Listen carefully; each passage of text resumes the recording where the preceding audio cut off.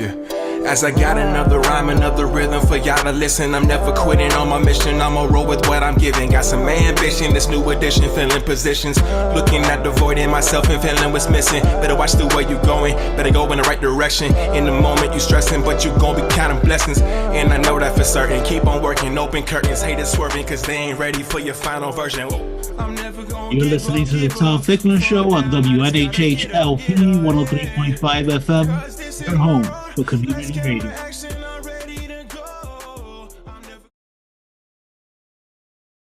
Good morning. My name is Jeannette and I am a community lending officer from Loan Depot, and I will be your host today for the Tom Ficklin Show.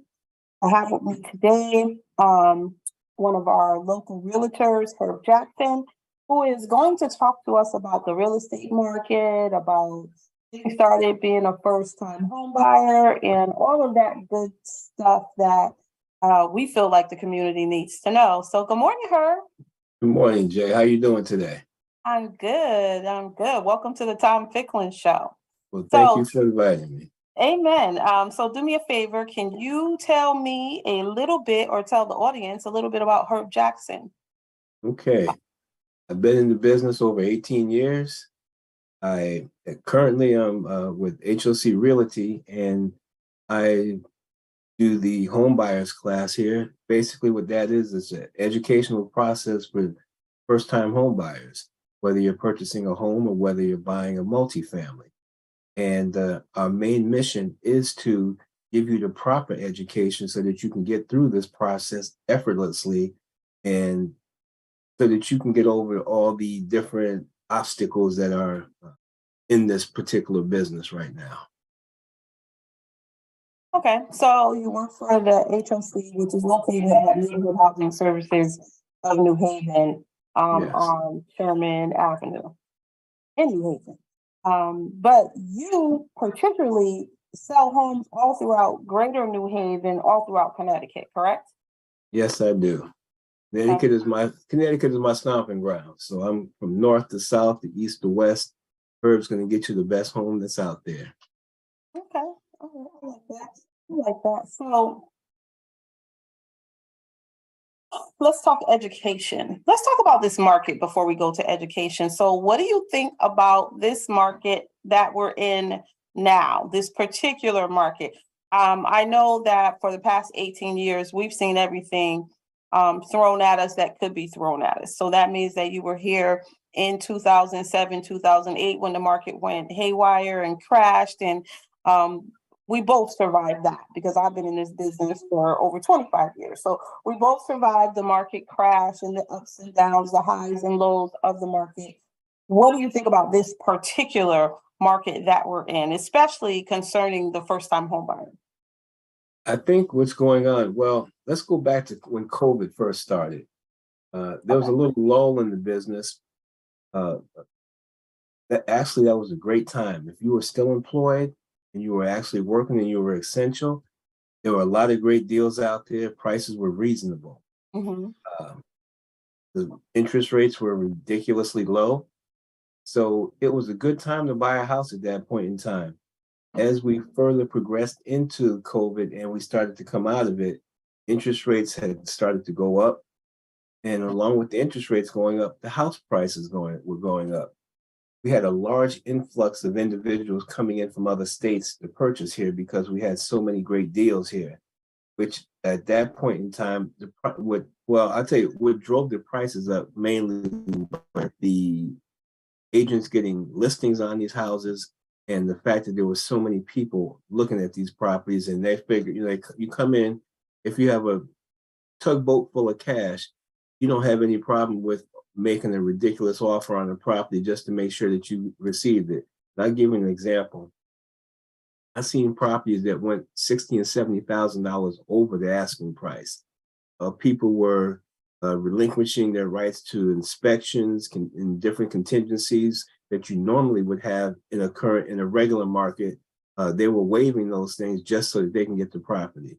So in turn, that just took this whole market for a ride. So now we're suffering the results of those things that happened then, Hopefully we don't go back into a situation that it was prevalent back in 2007, 2005, because of the way the market is going.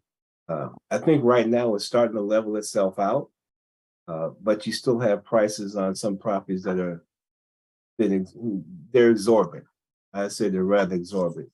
For the first time home buyer, why don't we get to that after we talk about the current market?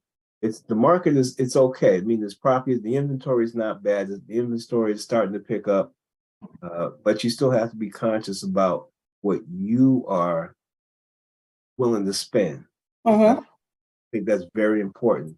Right. Just because you as a mortgage person, you give an individual an amount that they can spend based on the things that you do to qualify them. I think the most important part of that is for them to understand what their monthly payment's going to be based on that amount. Right. And buy something which is going to be comfortable and sustainable for you. This is not something that you get into it real quick and then hope you kind of hopefully wing your way through it. The whole process has to start out, and we kind of just briefly touched on that a little moment ago about education. And I think we're going to take a big dive into education because I think that's the most important component in this whole process. I think once you have the necessary education to get through this, you can make sure that you are going to be sustainable through the full term, which is going to be 30 years. And you have to look forward 30 years into this whole situation to make sure that you're able to keep your house. You don't want to put yourself in a situation where after a couple of years, you can't afford your house because you made a bad decision in the beginning. And that's one of the main things that we do teach in our classes, how not to put yourself in that type of situation. So one of the things that I feel that is most important about this market is this: anybody who's purchasing a home in this market, first time or not, you're going to refinance. And it's really, you have to keep yourself in the position to refinance, because the difficulty for first-time home buyers, to me, is maintaining the position to refinance when the market shifts. So a market shift it's inevitable. And because we've been in this business long enough to know that rates go up and they come down, and they go up a lot quicker than they're going to come down. Historically, that's just the way it is. When rates start rising, they rise, and they're going to go up a heck of a lot quicker than they're coming down. The issue is that first-time home buyers that are buying properties right now where the rates are in the mid 6s to the 7s, they're going to have to refinance. And when the market shifts, they're going to want to refinance, right? So I think that for us, the education piece is important to help them to maintain the property until they get to the point where they can refinance and get out of that mortgage. My concern is this, and I've said this on multiple occasions. We've never experienced a market like this. Now, you tell me if I'm right or if you don't believe that I'm correct. If you believe I'm incorrect, then it's totally okay. But in 2008, we experienced a market that was overappreciated. So the housing prices were ridiculous, but the rates were still low, right? True. Taxes were still marginal, and insurance was marginal. Now we are in a market where it seems that everything is against us. So housing prices are increased, right? Then we have insurance rates that are increased. Then we have taxes that are increased. And we've never experienced all of these things at one time. Exactly, Even in like the a perfect 90s. storm. Right. True. Well, it's a storm. I don't know if it's perfect, but it is a storm. Well, it is a storm, yes. And so the thing is that these things are not working in our favor when it comes to the housing market. They can work against us, especially young people. It doesn't matter what anyone says. If we don't reach our young people and get them into purchasing homes, who's going to live in these homes? Thank you. Because we've kind of forgotten them, like, oh, okay. And this generation of people, they want to be homeowners, right? So when we were coming up, at least when I was coming up, I wasn't thinking about buying a home when I left home. I was thinking about what apartment I was moving into. Exactly. And I This think generation, that's a big statement right there, because right now apartment prices have increased substantially because of the way the market is. And now what you're going to pay for an apartment is just about the same thing you're going to pay for a mortgage. So right, why not prepare yourself to buy a house and have something that's going to be yours rather than paying somebody else's mortgage so that right, you can stay there and then they can raise the rent on you at any time that they want to. right. And the fact that there are still benefits to homeownership. It ties you to the community. These are all things that we teach in home buyer education, that, renters are not necessarily tied to the community, so they don't really have to care about what the neighborhood looks like. But homeowners, you're tied to that community. Now you've solidified yourself as a part of that community. So you want to beautify your home. You have benefits of, you get different tax write-offs being a homeowner than you do just being a renter. Like you said, you're not paying someone else's mortgage. Now you're paying your own mortgage, and what that looks like. But what it doesn't look like is, it's difficult because purchasing a home is expensive. Renting is expensive. So this generation of buyers has to get themselves in a position where it's like, listen, I want to buy and I don't want to rent. I'm not going to pay your $3,000 rent when Exactly, I can because purchase there a you home. go. Because if you do the same thing, you take that same amount of money and you calculate that you're paying the same thing. And what do you have to show for it in the end? You're renting, you're paying somebody $3,000 a month. You're getting nothing from that, but you pay that $3,000 a month towards your home. You're building equity in your property. So now you have something where you actually are creating wealth for yourself that you can Right. utilize at some point in time, as opposed to just taking that $3,000 on a rental. And that's burn away money. You might as well just take that and throw it into the fireplace because you can't do anything Mm. with it. Yeah, yeah. And there's as difficult as it may look for people to purchase homes right now, there's still a thing called the cost of waiting. So how much is it going to cost you to wait to purchase a home? Right. Because while you're waiting, you still have to pay to live somewhere. And what benefit is the money that you're spending on that rent? Is it getting you any benefit? I think now we have to look at home ownership as the next step and not something that's far off. Like when we were younger, we looked at it like, oh, okay, well, one day I'm going to own a home. And Right. one day could have been in your mid 30s, but it was, one day I'm going to own a home because renting was reasonable. Now we're in a market where renting is absolutely not reasonable. And these young people are smart and savvy, and they're looking to take ownership and to build generational wealth, because there's so much talk about generational wealth now, whereas there wasn't before. And I think that's the big thing. The conversation. You have media that's out there where you can have that conversation with somebody across the country on the other side of the world. When we were coming up, that wasn't there. The Right. immediate people around you weren't in that particular business, and you weren't being able to be educated about that process. You knew nothing about it until it was time.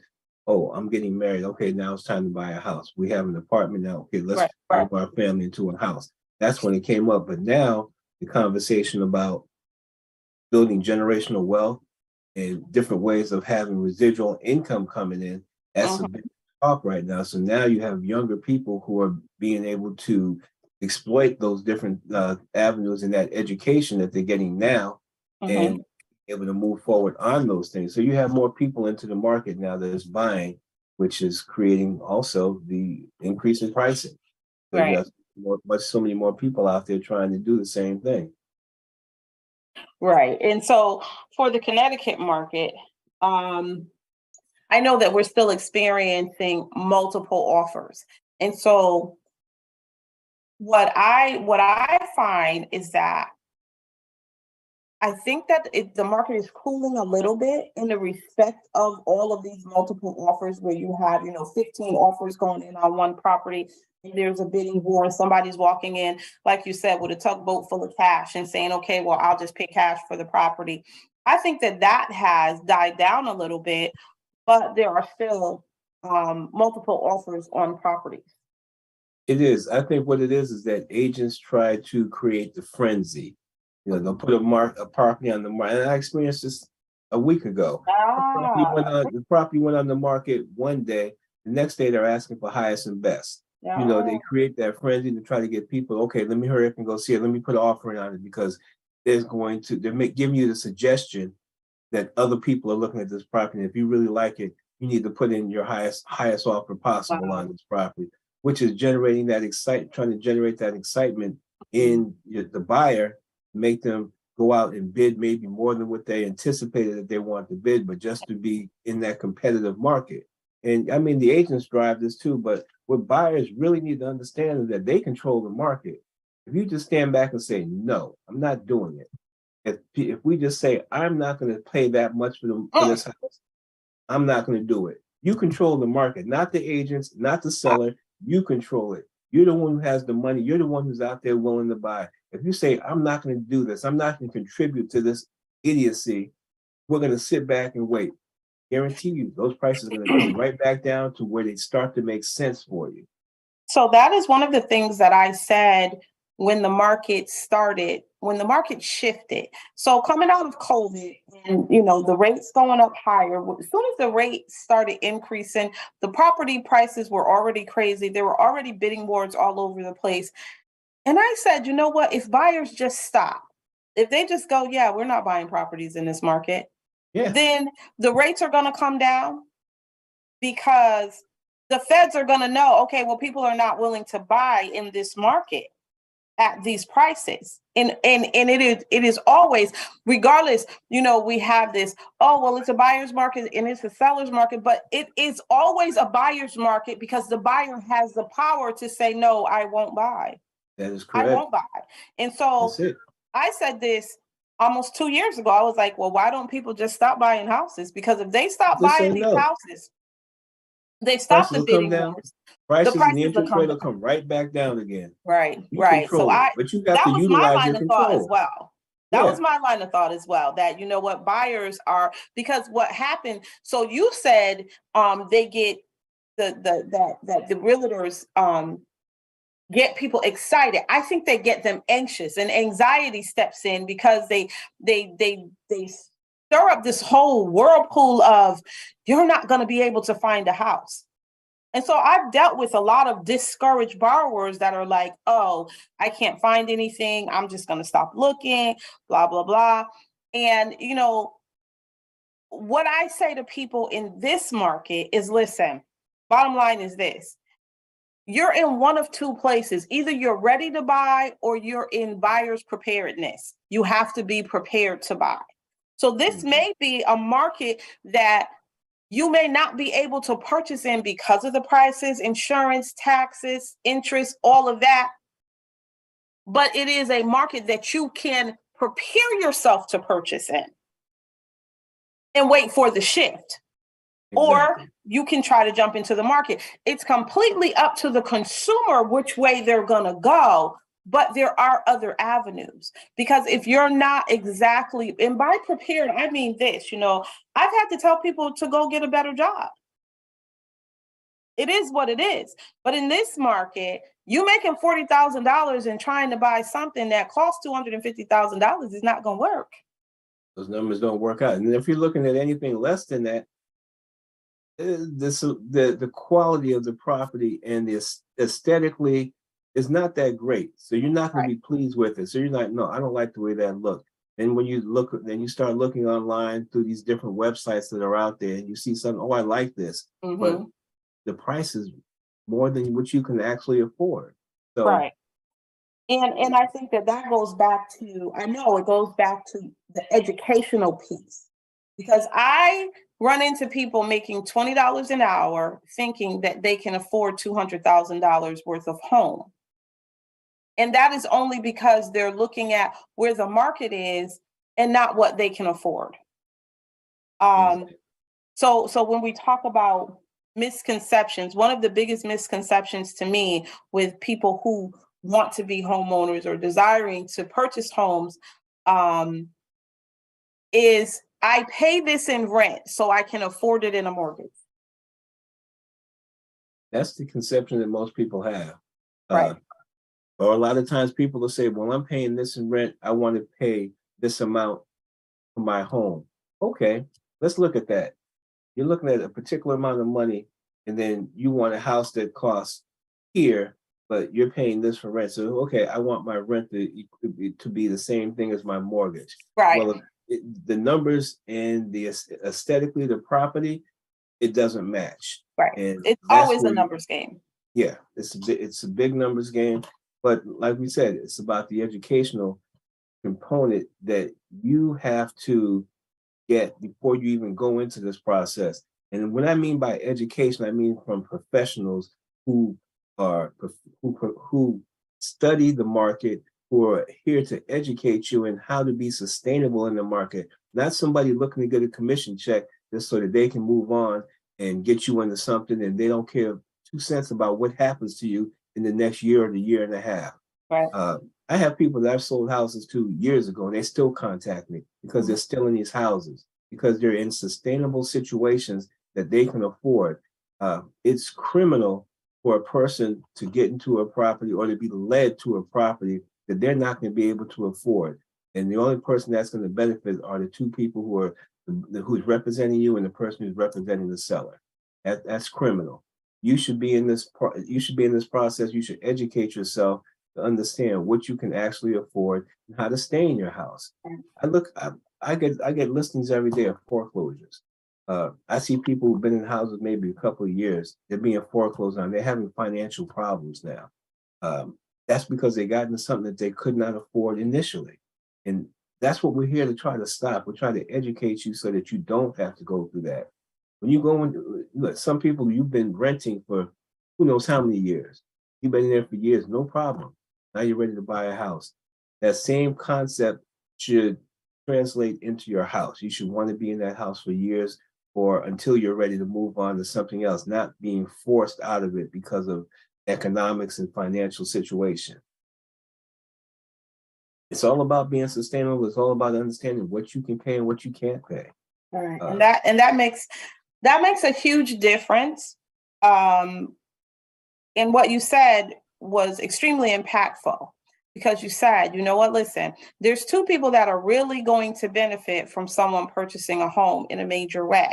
That's the selling agent and the listing agent. So the agents, the real estate agents, make more than everybody that's involved in the process. So they make more than the loan officer, they make more than the title agent, more than the home inspector, more than the insurance agent. And so you have to look for someone that you connect with. So we talk about this all the time when we do home buyer education together, that you are not going to gravitate towards everybody or connect with everyone. And you have to look for someone that you absolutely connect with, that you have built a rapport with, so that not, and to me, it's not that, oh, I need to be able to call them at 11 o'clock at night. No, you don't, because at 11 o'clock at night, there's nothing that they can do for you. But you need to be able to get in touch with that person. And you also need to be able to feel that you can trust them and that they're not leading you down a slippery slope. Like you said, it's not the real estate agent position to say, okay, well, this is what you can afford, but it should be along with the loan officer, along with the attorney, to say, is this sustainable for you? Exactly. Because I tell my clients all the time, listen, sweetie, I'm not going to pay your mortgage because I'm busy paying mine. So I'm not going to pay your mortgage. You have to know what you can afford and how far you're willing to go. And the biggest thing that you just said, the main word, one word, was listen. You gotta have somebody on all sides that's listening to what you say and what you're comfortable, and to even ask you that question. What are you comfortable with? Just because I give you $400,000 to purchase a home because you qualify for that doesn't mean that you have to spend that. Some people will see that and say, "Oh, we got $400,000." Then they show you every $400,000 house on the market. No, can you afford this?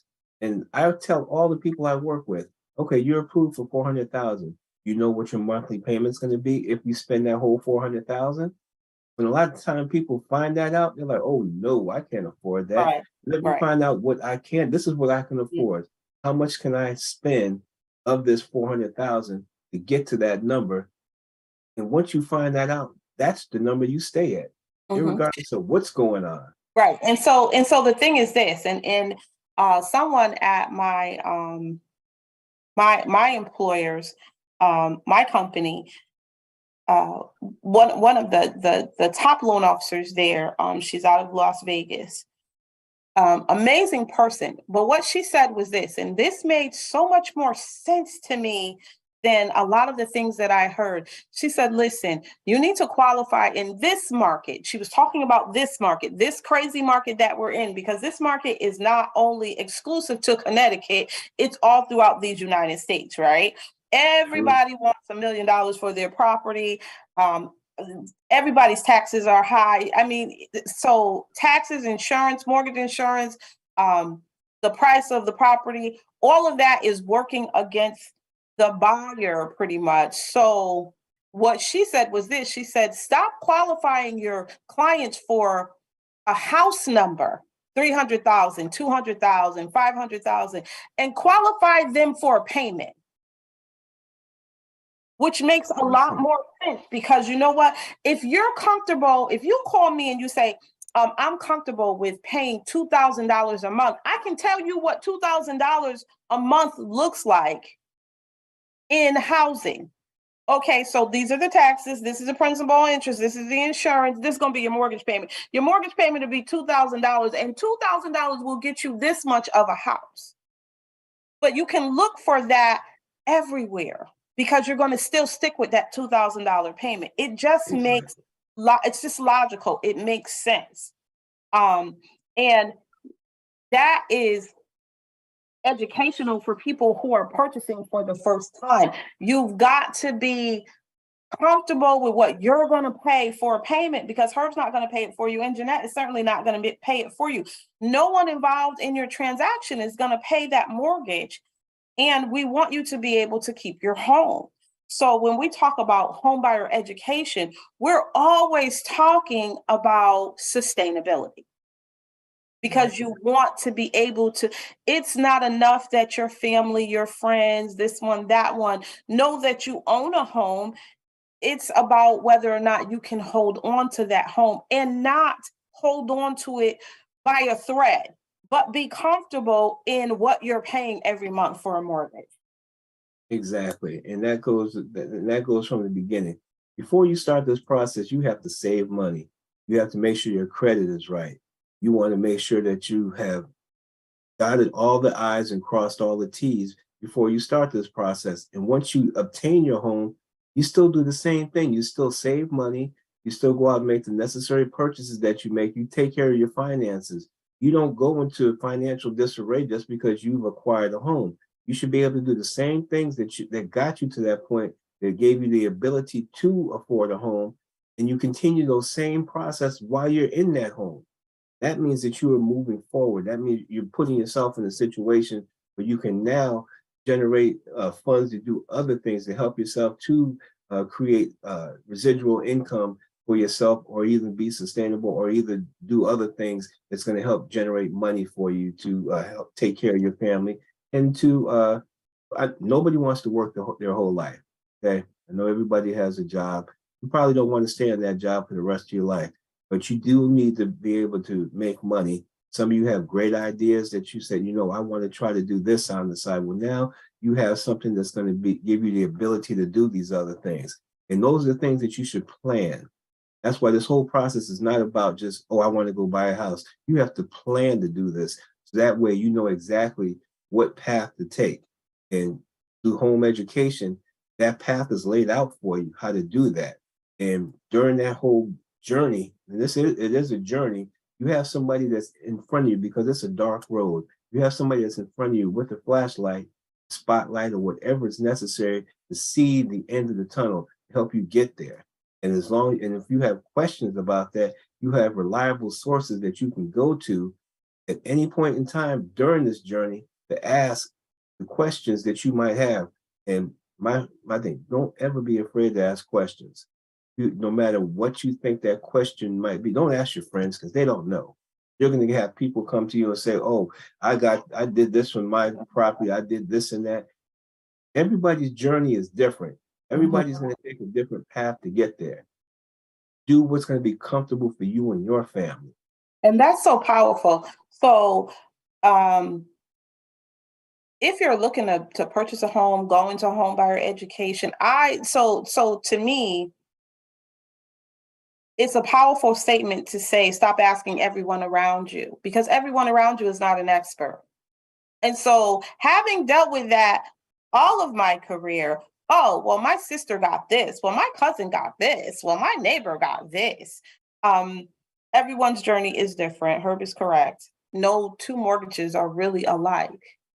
And you're going to be hard pressed to find someone with the same exact scenario as you have, the same down payment, the same debt to income ratio, the same income, all of that. All of these things make up homeownership, and it makes up purchasing a home. So when you begin to draw other people into the process, what you do is you circumvent your loan officer, you circumvent your real estate agent, because these are the experts trying to get you to the finish line. And then you start pulling in all of these people and they start planting ideas in your head about the way your process should be. Now, that by no means is to say you should deal with someone that you can't get in touch with, that's non-responsive to you, that you can't, don't do that. But at the end of the day, rely on the people who are the experts. This is why we suggest homebuyer education up front, because that's really the first step. So my first step process is, the first thing that you have to do is decide. It doesn't matter to me what you're deciding. If you're deciding that you're going to rent, you have to decide that you're going to do that. If you're deciding that you're going to own, you have to decide that you're going to do that. The first step in any process, if you're going to get a job, you have to decide to get a job. You just can't walk in and go, hey, well, I have no process for this. You decide, and then you begin to take the necessary steps toward whatever you're going to do. And in this situation, we're talking homeownership. And so once you've made that decision, then there's some necessary steps that come in for you to move toward the end goal, because there's a goal at the end of the rainbow. Herb, I would ask you this: which comes first, the real estate agent or the loan officer? Trick question. Yeah. No, the loan officer comes first. Okay, not even that. The education comes first. Once you educate yourself as to what the process is going to be, then you go with the loan officer. The education is going to see if you're ready financially. See if your credit is right. Right. Don't depend on what you see on Credit Karma, all these sites and everything that are out there. Oh, Credit Karma says I have an 800 score. I have this and that. No. Right. Jay, explain the process of the credit, because that's the most important thing once you get started. So, on average, you have to have 3 pieces of credit in order to purchase a property in these United States. Okay. Typically, rent can be one of those pieces of credit, but you also have to have what's called trade lines. A trade line is whatever reports to the credit repositories. TransUnion, Equifax, and Experience are the 3 major credit repositories in this country. Now, there are smaller credit bureaus, but those 3 major repositories are where mortgage lenders get their information from for your credit. And you want to have 2 to 3 pieces of credit reporting with those repositories. Can you buy a house without credit? Absolutely. But it's kind of tricky and a little bit long, and you would have to call me as a side note so I could give you the ins and outs of that. But if you have credit, because see, if you buy a house without credit, it's because you don't have credit. It's because those repositories have no information on you whatsoever except for your name. Then you can get a house without credit.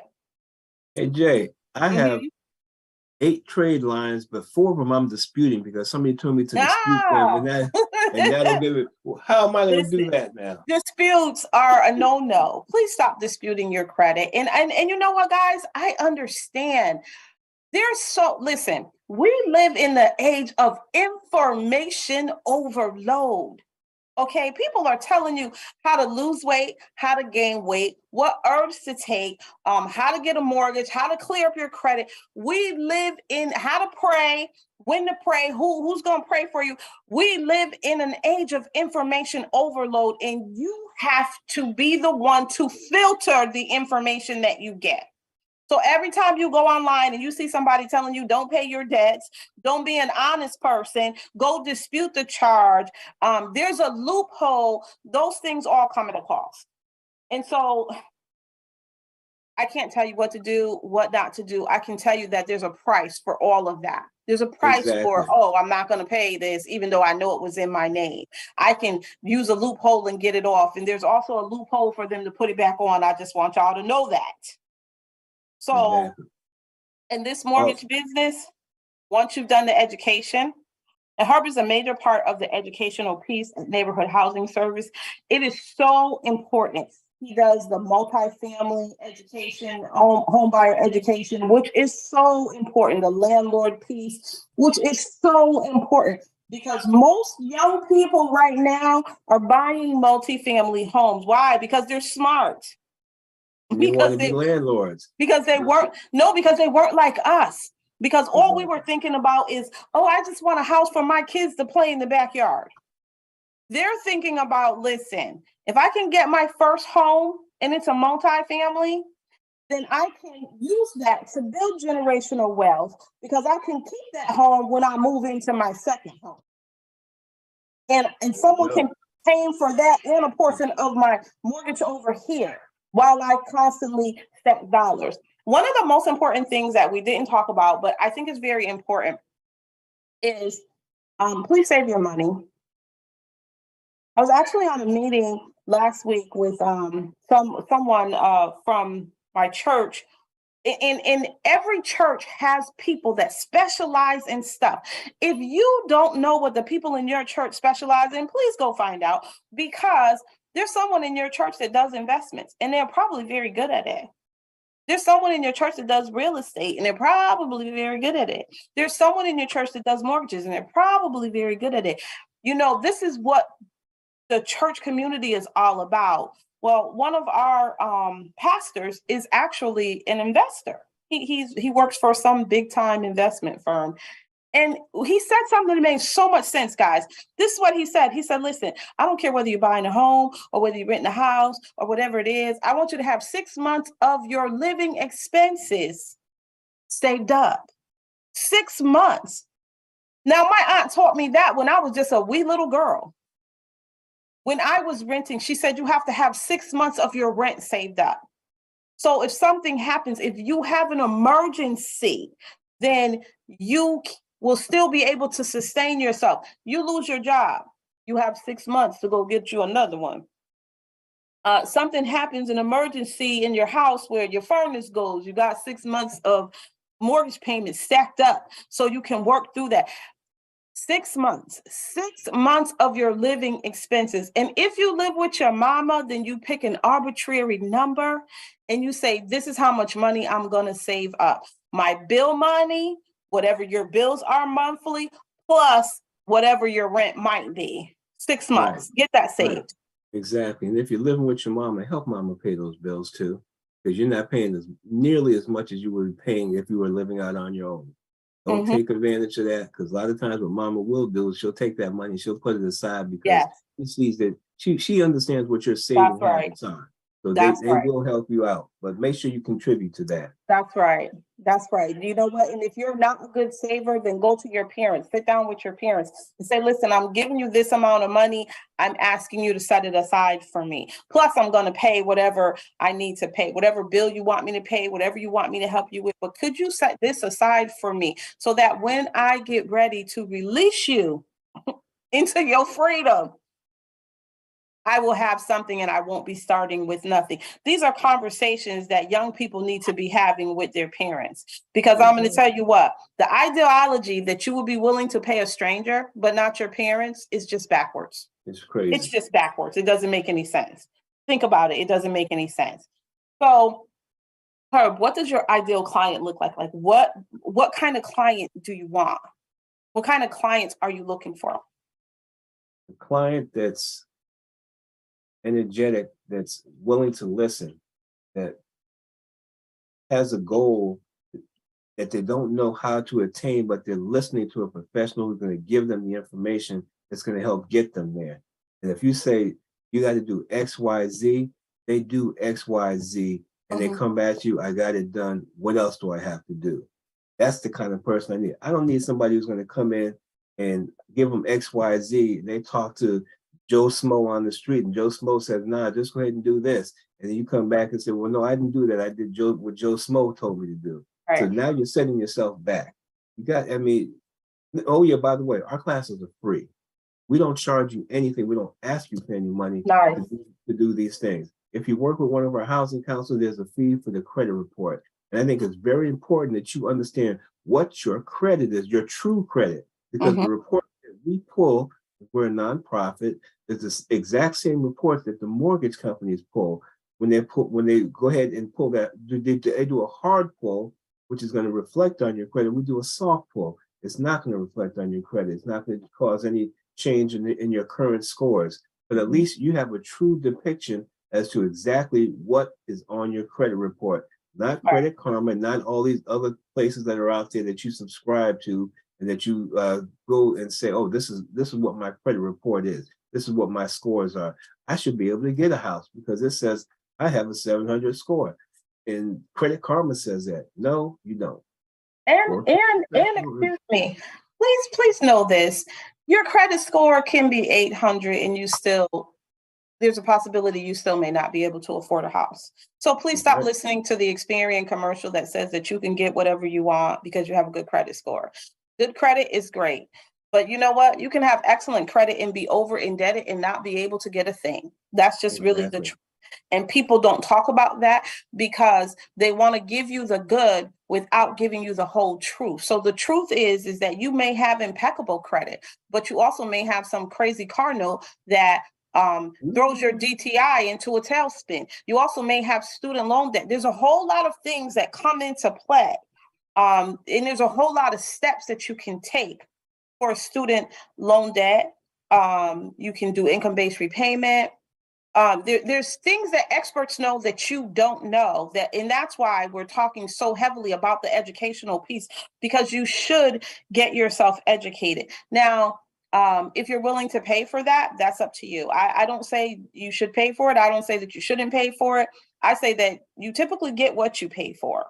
So if you're not willing to listen to people and to work with them, sometimes people listen better when they have to pay. That's just the truth of the matter. Sometimes, but that costs you though, because a lot of times if you're paying someone the information that somebody can give you for free, well, guess what? They're going to string you along. It's like fishing. You throw your line out there, you catch a fish, you don't reel it in real quick. You take your time, you jerk a little bit, you let it go out a little bit, you bring it in, you take your time and bring it in. So that time factor is you paying that person X amount of dollars every single month. And guess what? They're telling you, oh, you need to dispute this. The dispute takes X amount of time. Well, it depends. So it depends, because the thing is this. The bottom line is this. There are different associations, different people in business that can actually walk you through, okay, well, this is what you need to do, A, B, C, and D, and this is how we can help you. And then there are some people, it's great if you give people the information, but if you give them the information and they don't have the steps and they don't go take the steps, then that's not doing them any good, whether it's free or not. Okay, so if it's free, it's still not doing them any good because they're not taking the steps to get to where they need to. You either have to be on an independent track to say, I have made up my mind and this is the track that I'm going to go and I'm going to get this done. Or you need to work with someone that can help you get through that process. It's up to you to be able to hold their feet to the fire and say, okay, so I expect that there's a plan and I should be at this place by this time. So Exactly. neither one is bad. One of the things that I would say is be careful. Be careful Very with careful. your expectations. Have some expectations of whomever you're paying to do whatever. There has to be an expectation. Exactly. That at some point you're going to get the end result. You're going to get to the end of the rainbow, and they're not going to drag you along month to month to month just so they can say that you're paying them, because that happens as well. Exactly. We are And almost. I think one thing that education is very important on how to use a credit card. Just because you get a credit card doesn't necessarily mean that you know how to use it. And Oh, if yeah. you and that credit card is beneficial to you, just because someone gives it to you, whatever company it is, there's ways of understanding how to use a credit card so you're using it to your benefit, not to the benefit of the company who issued that card to you. So, I mean, Right. it's just a lot of different things that are out there that we need to be educating ourselves on. And I don't mean as adults, I mean starting out your kids. You have Yeah. kids, And kids need yes. to understand these things, how to utilize these things and how not. I've talked to so many people. Oh, I got a credit card. What's your balance? I got a $500 limit. My balance is $550. It's like, Right. okay, you're in trouble right there. Right. Okay. Right. Or even if your limit is 500, or even if your limit is 500, but your balance is 500, or your limit is 500, but your balance is 450, because you know what? You are headed for trouble. And the That's thing it. is that there's a 30% rule with the credit cards, that you should not be using 30% of your credit limit. I would say use wisdom. So wisdom is if you're being afforded higher credit balances, limits, then you have to be the person to pump the brakes on that. You can call any creditor and say, listen, I don't need this much of a credit line, but thank you. And that pretty much takes the temptation away if you cannot figure out how to manage that credit card without going overboard. And everyone is different in that respect too. If you can control yourself, if you have some self-control, that's one thing. But typically people don't have self-control. And if they get in trouble, those credit cards would be the first thing they turn to. So that is what Herb is speaking of. Be very careful, because Be in this careful. country, I mean, I know y'all see it all over social media. You can get this much credit. You can get business credit. You can get personal credit. You can get this, that, or the other. And it's all about credit. And why? Because we live in a country that is geared toward keeping you in debt. That's all it is. This is a debt-ridden company that likes debt, and a country that likes debt, and they like for people to be in Be debt. in debt. So, Exactly. and be careful, because right now the interest rates have turned in such a way where credit card interest rates are upwards of 30%.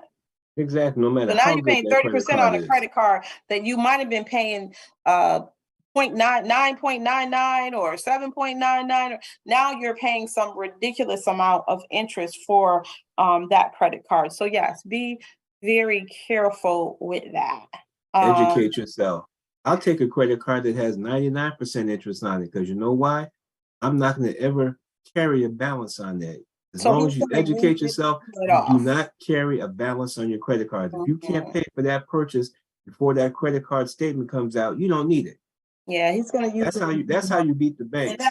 and you build good credit by simply having a gas card, and you go and you charge gas and then you pay it off. And that's just a start to building good credit. You don't have to Yes. have all of these high credit limits and all of that. But the education is important. So there's so many different phases of purchasing a home. Herb is a great realtor. You can locate him at Neighborhood Housing Services Homeownership Center.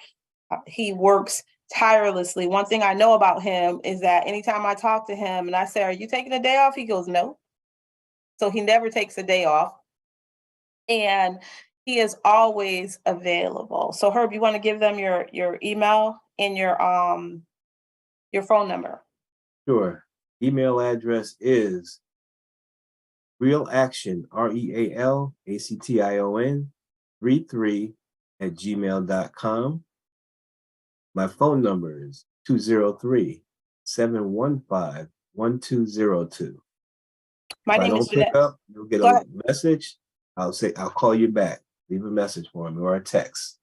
My name is Jeannette Lucky. I am a community lending officer at Loan Depot. You can reach me at area code 203-410-6752 or jlucky@Loan Depot, LOANDEPOT.com. Again, if I don't pick up, you can leave me a message, send me a text. I'll be happy to answer any questions that you all have. Herb will be happy to answer any questions that you all have. We are local to your community.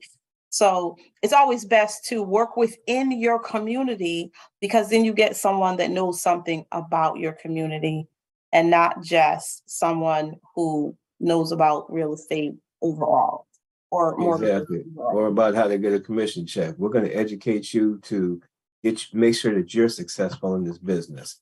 Yeah, You know, so we want you to be successful. We want you to be happy homeowners. We are out of time. Have a wonderful day. Thank you, Herb, take care, for coming everybody. on. You're welcome, Jay. We'll Thank talk you to for you having me. soon. Bye.